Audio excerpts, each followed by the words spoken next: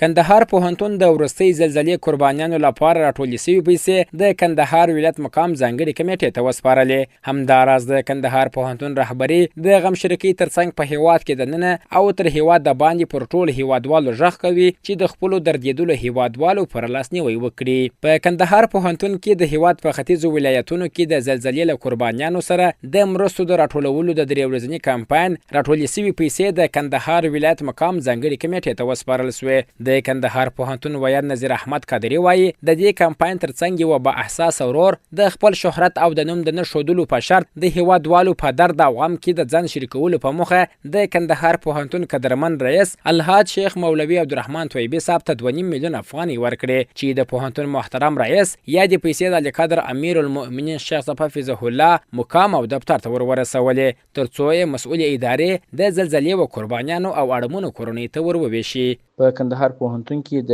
ختیځو ولایتونو د زلزلې له قربانیانو سره د 3 ورځني کمپاین راټولې شوې پیسې د کندهار ولایت مقام ځانګړې کمیټې ته وسپارل شوې. د دغه پیسو ترڅنګ یو با احساسه ورور چې د نوم نښودلو او شهرت نښولو په شرط یې د کندهار پوهنتون قدرمن رئیس الحاج شیخ مولوي عبدالرحمن طیبی صاحب ته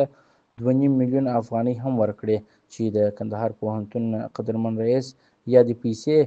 د علی قدر امیر المؤمنین شیخ صاحب حفظه الله تعالی ورعاه